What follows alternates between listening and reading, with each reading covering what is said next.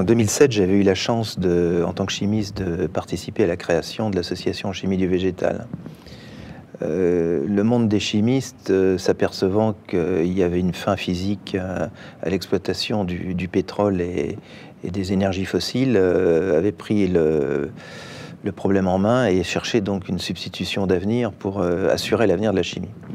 Et donc ça a été le point de départ de toute la diversification liée à la chimie du végétal, qui était pour moi une vraie révolution très intéressante et très prometteuse. Puis au fur et à mesure qu'on se penchait sur le sujet, je m'apercevais que ça ne répondait qu'à une partie du problème qui était soulevé vis-à-vis de l'humanité. Les chimistes ont beau être partout, dans l'habillement, dans l'énergie, dans les plastiques, les médicaments, etc.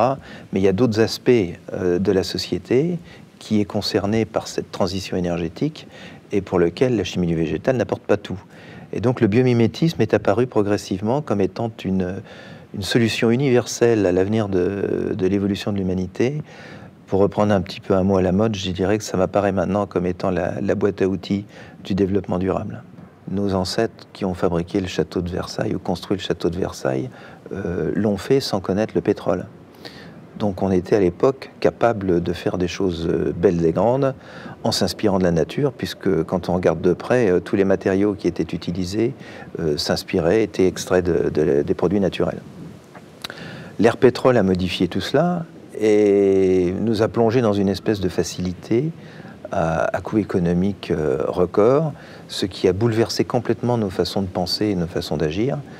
Et si je regarde le chimiste que je suis, en fait, l'innovation qui a primé au cours des 50-60 dernières années, je me suis, moi, personnellement, appuyé sur le savoir-faire de 3 générations de chimistes qui étaient avant moi, qui avaient développé les principales molécules de base que j'ai pu utiliser après.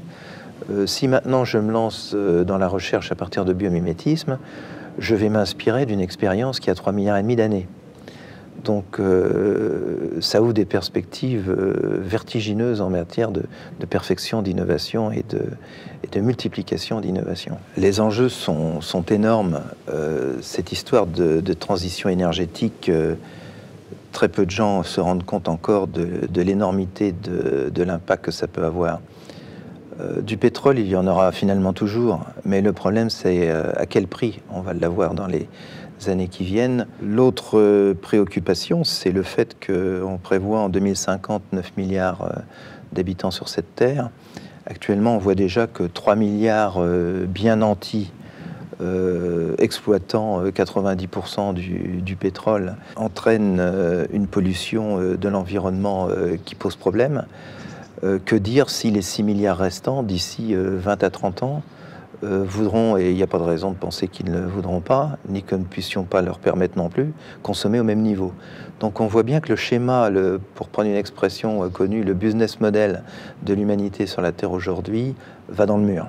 Et si on regarde les énergies disponibles autres que fossiles, la seule solution qui reste, c'est d'avoir accès au carbone par l'effet de la photosynthèse, autrement dit par l'énergie solaire.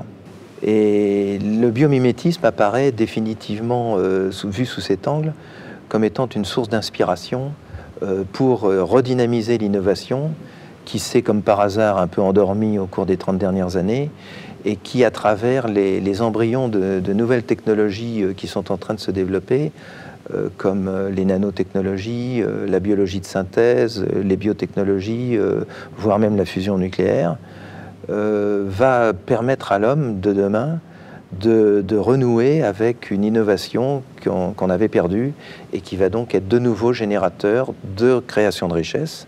Alors je ne dis pas forcément croissance, parce que je pense que l'humanité demain créera de la richesse, mais pas dans une optique de croissance absolue et systématique. Ça nous permet de partir de choses a priori totalement incongrues, comme imaginer facilement, grâce à la polymérisation des protéines, de faire des matériaux composites à partir de protéines de soja, qui nous permettraient de fabriquer des matériaux composites résistants, résistants à la corrosion, résistants mécaniques, ultra légers, biodégradables, ayant tout pour plaire pour le monde de demain.